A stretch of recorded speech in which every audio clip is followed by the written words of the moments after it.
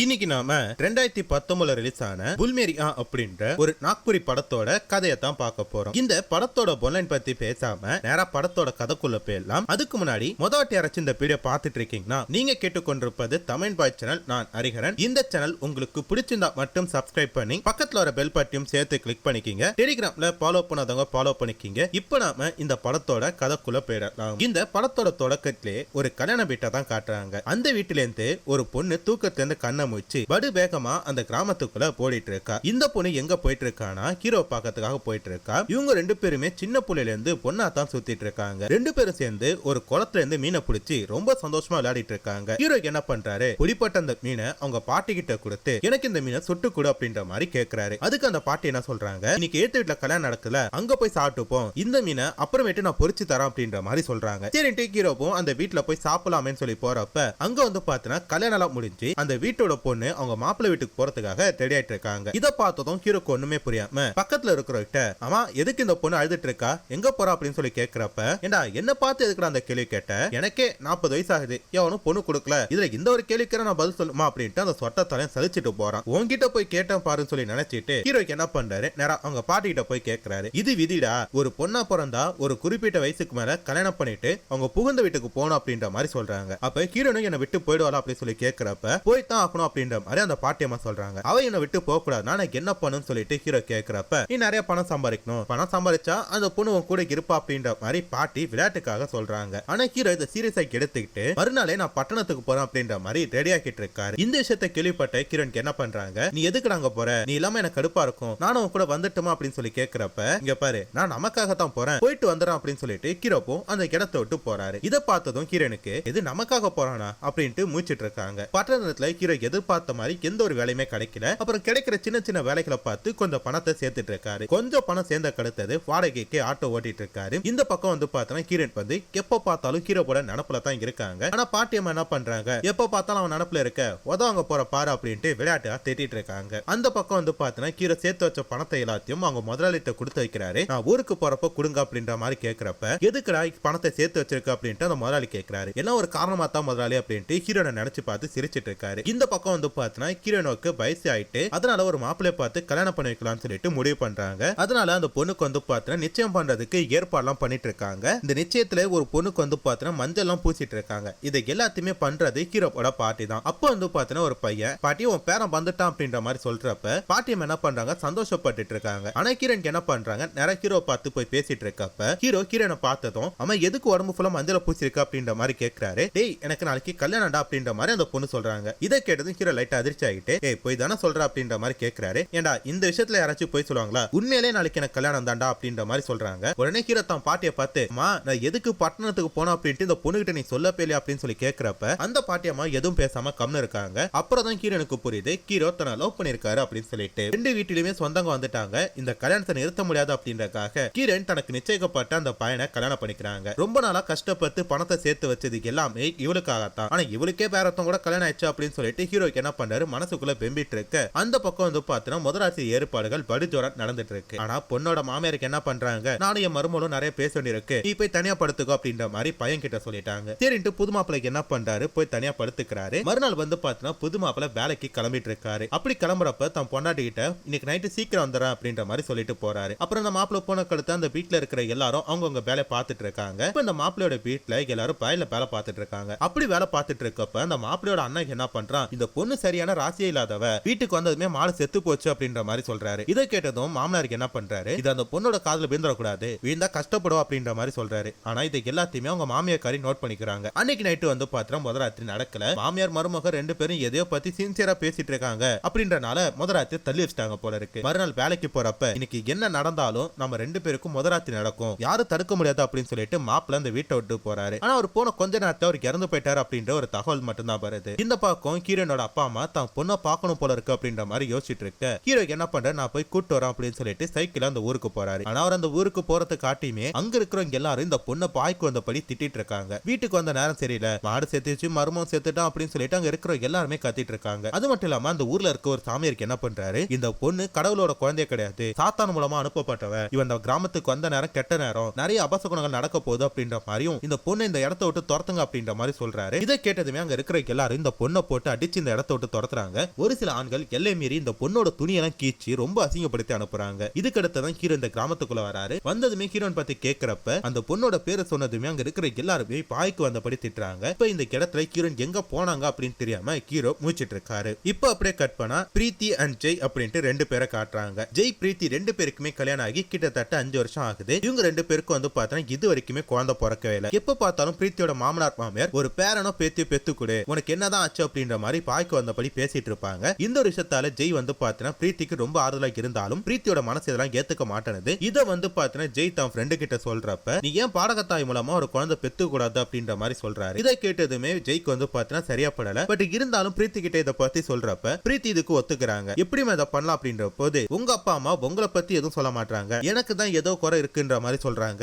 இப்படி ஒரு குழந்தை வந்தாலாச்சும் அவங்க வாய நம்ம மூலாமே அப்படின்ற மாதிரி சொல்றப்ப ஜெய்க்கு வந்து பார்த்தீங்கன்னா சரின்னு படுது. நேரா தான் ஃப்ரெண்டு கிட்ட போய் சொல்றாரு. அவரு ஃப்ரெண்டு என்ன பண்றாரு, ஓகேடா இதை பத்தி நான் ஒரு பேப்பர்ல அட்வர்டைஸ்மெண்ட் பண்றேன், கூடிய சீக்கிரம் ஒரு நல்ல தகவல் கிடைக்கும் அப்படின்ற மாதிரி சொல்றாரு. இப்போ அப்படியே கட் பண்ணா கிராமத்துல கிரணுக்கு என்ன ஆச்சுன்னு தெரியாம அவங்க அப்பா அம்மா அழுதுட்டு உட்காந்துட்டு இருக்கப்ப போஸ்ட்மேன் வந்து உன் பொண்ணு பணம் அனுப்பியிருக்கா அப்படின்ற மாதிரி சொல்றாங்க. என் பொண்ணு அனுப்பின பணம் கூட எனக்கு தேவையில்ல, அவ உயிரோட இருக்காளா பத்திரமா இருக்காளா அப்படின்னு சொல்லிட்டு அவங்க அப்பா அம்மா கேட்டுட்டு இருக்காங்க. அதெல்லாம் எனக்கு தெரியாது, உன் பொண்ணோட பேர்ல தான் பணம் வந்திருக்கு அப்படின்ற மாதிரி அந்த போஸ்ட்மேன் சொல்றப்ப ஹீரோக்கு என்ன பண்றாரு, அந்த பொண்ணோட அட்ரஸ் கொடுங்க நான் போய் அவளை கூட்டிட்டே வந்துடுறேன் அப்படின்ற மாதிரி சொல்றாரு. போஸ்ட்மேனும் அதுக்கான ஏற்பாடெல்லாம் பண்ணிட்டு இருக்க அந்த பக்கம் வந்து பாத்தீங்கன்னா ஹீரோயின் ஒரு வீட்டுல வேலைக்காரங்களா வேலை பார்த்துட்டு இருக்காங்க. அந்த வீட்டுல கொஞ்சம் பணத்தை கேட்கிறப்ப எப்ப பார்த்தாலும் பணம் பணம்ட்டு எதுக்கு டார்ச்சர் பண்ணிட்டு இருக்க, வேலை மட்டும் பார்க்க மாட்டேன் ஆனா பணத்தை மட்டும் கேட்டுட்டு இருக்க அப்படின்ட்டு அந்த வீட்டுக்காரமா கத்துறாங்க. அப்படி இவங்க கத்திட்டு இருக்கப்ப அந்த வீட்டுல இருக்கவங்க ஒரு பேப்பர்ல ஒரு நியூஸ படிக்கிறாங்க. அதுல என்ன போட்டிருக்குன்னா, ஒரு பணக்கார வீட்டுக்கு பாடகத்தாய் தேவைப்படுறாங்க, 2 லட்சத்துல இருந்து 3 லட்சம் வரைக்கும் கொடுப்பாங்களா அப்படின்ற மாதிரி சொல்றப்ப இதை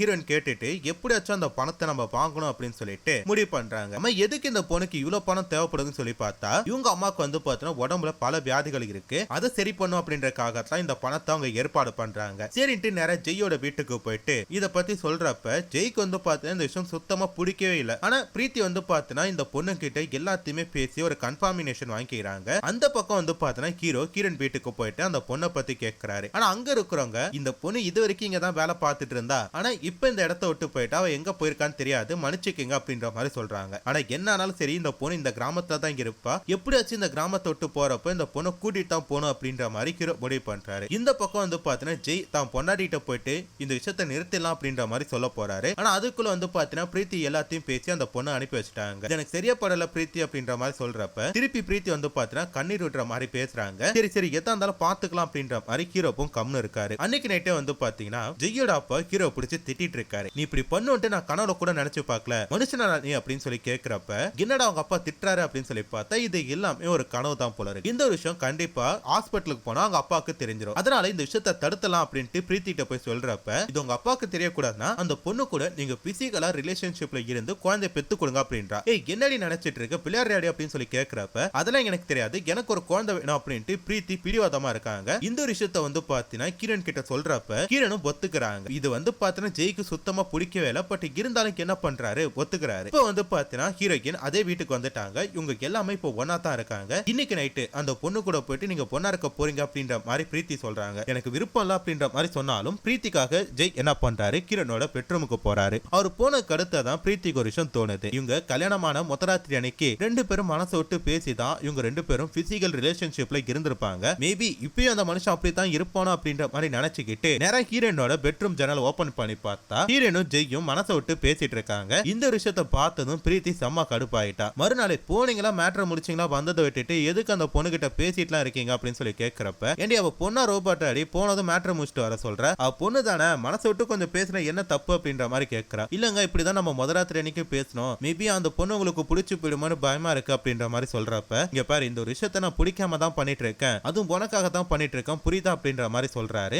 அன்னைக்கு வந்து பாத்தீங்கன்னா ஜெய்யோட ஃப்ரெண்டு வீட்டுக்கு வந்திருக்காரு. அப்புறம் இவங்க 3 பேரும் எல்லாரும் உட்காந்து ஜாலியா பேசிட்டு இருக்காங்க. நைட் ஆயிட்டு சரி மச்சான் நான் வீட்டுக்கு போறேன் அப்படின்ட்டு ஃப்ரெண்டு சொல்றப்ப ஏண்டா லேட் நைட் ஆச்சு இங்கே தங்கிட்டு காலைல போயண்டா அப்படின்ற மாதிரி சொல்றாரு. சரி நான் போறேன் அப்படின்ற மாதிரி சொல்லிட்டு அன்னைக்கு நைட்டு வந்து பாத்தீங்கன்னா ஜெய்யோட ஃப்ரெண்டு அதே வீட்டுல தான் தங்குறாரு. இன்னைக்காச்சும் போனீங்கன்னா மேட்டர் முடிச்சுன்னா கம்முனு வரணும் புரியுதா அப்படின்ற மாதிரி பிரீத்தி சொல்றப்ப சரின்ட்டு ஹீரோ என்ன பண்றாரு, ஹீரோயின் ரூமுக்கு போறாரு. அவர் போனக்கு அடுத்தது பிரீத்திக்கு வந்து பாத்தீங்கன்னா மனசு எல்லாமே ஒரு மாதிரியா இருக்கு. 2 பேரும் சந்தோஷமா இருப்பாங்களே, சிரிச்சு சிரிச்சு பேசிட்டு இருப்பாங்களே, அவங்களுக்குள்ள ஒரு மாதிரி எல்லாம் நடக்கும்ல அப்படின்ற மாதிரி அவங்க யோசிச்சுட்டு நேரம் என்ன பண்றாங்க, ஹீரோயின் பெட்ரூமை ஓபன் பண்ணி பாக்குறாங்க. 2 பேருமே வந்து பாத்தீங்கன்னா எல்லாம் மீறி பிசிக்கல் ரிலேஷன்ஷிப்ல இருக்காங்க. இந்த விஷயத்தை பார்த்ததும் இவங்களுக்கு ஒரு அருவருப்பா இருக்கு. அது மட்டும் இல்லாம குற்ற உணர்ச்சியா இருக்கு. இதனால என்ன பண்றாங்க, மன உடைஞ்சு போயிட்டாங்க. எப்படி இந்த பொண்ணுக்கு வந்து குழந்தை பிறந்துரும், குழந்தை பிறந்துச்சுன்னா இவங்க ரெண்டு பேரும் ஒன்னா இருக்கட்டும், கல்யாணம் பண்ணிக்கட்டும், இது நடக்கணும்னா நான் செத்தாகணும் அப்படின்னு சொல்லிட்டு கிரண்க்கு என்ன பண்றாங்க, நேரம் மாடியில போயிட்டு சூசைட் பண்ணலான்ட்டு போறாங்க. அப்பன்னு பார்த்து ஜெய்யோட ஃப்ரெண்ட் வந்துட்டு எங்க என்னங்க பண்றீங்க அப்படின்னு சொல்லிட்டு கூட்டு போய் பெட்ரூம்ல உட்காந்து பேசிட்டு இருக்காரு. அப்ப பிரீத்தி என்ன பண்றாங்க, இந்த மாதிரி பண்ணிட்டு இருக்காங்க, எனக்கு ஒரு மாதிரியா இருக்கு அப்படின்ற மாதிரி சொல்றப்ப,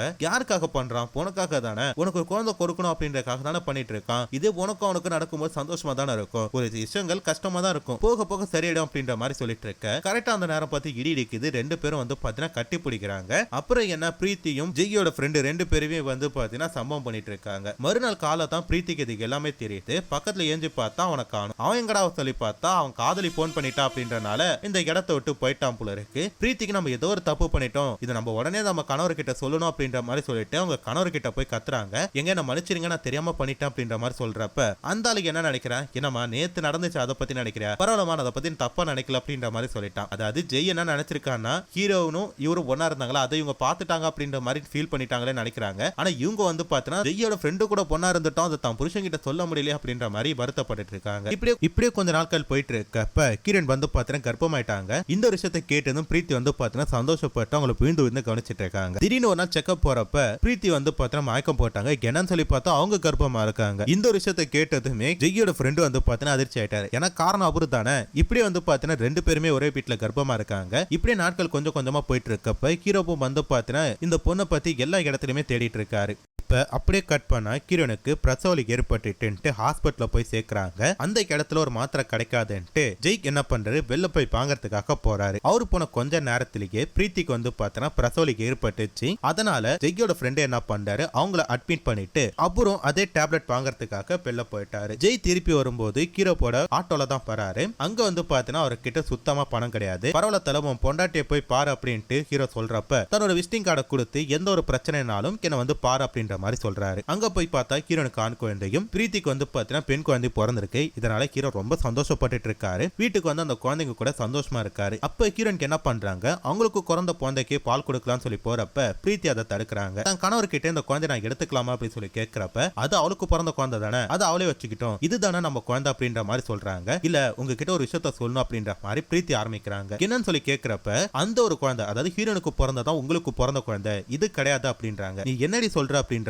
அந்த இடத்துக்கு ஜெய்யோட ஃப்ரெண்ட் அவங்க கேர்ள் ஃப்ரெண்டோட வந்திருக்காரு. என்ன ஆச்சுன்னா கேர்ள் ஃப்ரெண்டுக்கும் உண்மை தெரிஞ்சிச்சு போல இருக்கு. அன்னைக்கு வந்து பாத்தீங்கன்னா நானும் ஜெய்யோட ஃப்ரெண்டும் பொண்ணா இருந்தோம் அப்படின்ற மாதிரி பிரீத்தி சொல்றாங்க. இந்த ஒரு விஷயத்தை கேட்டதும் வந்து பாத்தீங்கன்னா ஜெய் செம்ம கோபப்படுறாரு. பட் இருந்தாலும் தன்னை கண்ட்ரோல் பண்ணிட்டு தான் பொண்டாட்டி மேல பாசமா இருக்கிற மாதிரி காட்டுறாங்க. இப்ப சரி ஹீரோன் எங்க அப்படின்னு சொல்லி பார்த்தா எங்க நம்மளே நம்ம குழந்தை பிரிச்சிருவாங்களோ அப்படின்ற பயத்துல அவங்க வீட்டை விட்டு ஓடி போயிட்டாங்க போல இருக்கு. இவங்க அந்த வீட்டை விட்டு போனதும் கரெக்டா வந்து பாத்தீங்கன்னா ஜெய்யோட அப்பா அம்மா அந்த வீட்டுக்கு வந்து பேரப்புலி குடு அப்படின்ற மாதிரி கேட்கறாங்க. அப்போ ஹீரோ நேரா போயிட்டு ஒரு ஆட்டோல மோதிட்டாங்க. யாரோட ஆட்டோ அப்படின்னு சொல்லி பார்த்தா ஹீரோ தான். நீங்க தான் இருக்கியா அப்படின்னு சொல்லி கேட்டுட்டு இது யாரோட குழந்தை அப்படின்ற மாதிரி கேட்கறாங்க. எல்லாத்தையும் நான் போக போக சொல்றேன், தயவு செஞ்சு இந்த இடத்தை விட்டு என்ன வேற இடத்துக்கு கூட்டு போ அப்படின்ற மாதிரி ஹீரோன்னு சொல்றாங்க. ஹீரோக்கு இந்த இடம் புதுசு அப்படின்றனால எங்க கூட்டு போறதுன்றே தெரியல. அப்பதான் ஜெய் கொடுத்த விசிட்டிங் கார்டு தெரியுது. எனக்கு ஒரு இடம் தெரியும் பா போலாம் அப்படின்ற மாதிரி சொல்லி கூட்டு போறாரு. அங்க போனா எதுக்குடா இங்க வந்தா அப்படின்ற மாதிரி இவங்க ரெண்டு பேரும் சண்டை போட்டு இருக்காங்க. அது மட்டும் இல்லாம உள்ளயும் ஒரு சண்டை போயிட்டு இருக்கு. இது வந்து என்னோட குழந்தை கிடையாது அப்படின்ற மாதிரி சண்டை போட்டுட்டு இருக்காங்க. என்ன சொல்றீங்க, உண்மையை சொல்லுங்க அப்படின்னும் போது ஹீரோனை பார்த்ததும் இதுதான் என்னோட குழந்தை அப்படின்ற மாதிரி ஜெய் சொல்றாரு. என்னடா நடக்குது, வாடகை தாய் மூலமா குழந்தை பேத்தீங்களா, அப்ப இந்த குழந்தை ஏது அப்படின்ற மாதிரி இவங்க பேசிட்டு இருக்கப்ப உடனே ஜெய் என்ன பண்றாரு, எல்லாத்துக்கும் நீதாமா காரணம், எப்ப பார்த்தாலும் போன் போட்டா நீ நல்லா இருக்கியா நான் நல்லா இருக்கனா அப்படின்றத மட்டும் கேட்காம குழந்தை எப்ப பெத்துக்க போற குழந்தைக்கு எப்ப பெத்துக்க போறேன்னு சொல்லி எங்களை மென்டலா டார்ச்சர் பண்ண, அந்த ஒரு காரணத்தால இந்த மாதிரி தப்பு நடந்துருச்சு அப்படின்ற மாதிரி சொல்றாரு. இதை கேட்டதுமே ஜெய்யோட அப்பா என்ன பண்றாரு, யார் மூலமா பிறந்த என்னடா, இது என்னோட பேரப்புல, என் மருமலுக்கு தானே பிறந்துச்சு, என்னோட பேரப்புல தான் அப்படின்ற மாதிரி சொல்லிட்டு அந்த குழந்தையை ஏத்துக்கிற மாதிரி காட்டுறாங்க. இப்போ வந்து பார்த்தீங்கன்னா ஹீரோனுக்கு என்ன பண்றாங்க, திருப்பி அவங்க புகுந்து அந்த கிராமத்துக்கு போறாங்க. அங்க போய் பார்த்தா இந்த பொண்ணு சாத்தானோட வருகை அப்படின்னு சொல்லி அடிச்சாலும் ஒரு ஆளு, அந்த சாமியார் அந்த ஊரை சேர்ந்த எல்லாருமே போட்டு அடிச்சிட்டு இருக்காங்க. ஏதோ ஒரு பொண்ணு கிட்ட சில்மிஷம் பண்ணிட்டான் போல இருக்கு. இதை ஹீரோன் வந்து புன்னகையோட பார்த்துட்டு இருக்கிற மாதிரி காட்டி இந்த படத்தோட கதையை முடிச்சிட்டாங்க. இந்த படத்தோட கதை கொஞ்சம் பெருசா போயிருக்கும், அதனால நான் சுருக்கி சுருக்கி சொல்லியிருக்கேன். கண்டிப்பா இந்த படத்தோட கதை உங்களுக்கு பிடிச்சிருக்கும் சொல்லி நினைக்கிறேன். அப்படி பிடிச்சிருந்தா மறக்காம இந்த வீடியோக்கு ஒரு லைக் மட்டும் கொடுத்துருங்க. இந்த படம் உங்களுக்கு பிடிச்சிருக்கா, இந்த மாதிரி தொடர்ந்து படங்களை கண்டினியூ பண்ணலாமா வேணாமா அப்படின்றதையும் கமெண்ட்ல சொல்லுங்க. அடுத்து ஒரு சூப்பரான படத்துல பாக்குறேன். அது வரைக்கும் டாடா பை பை.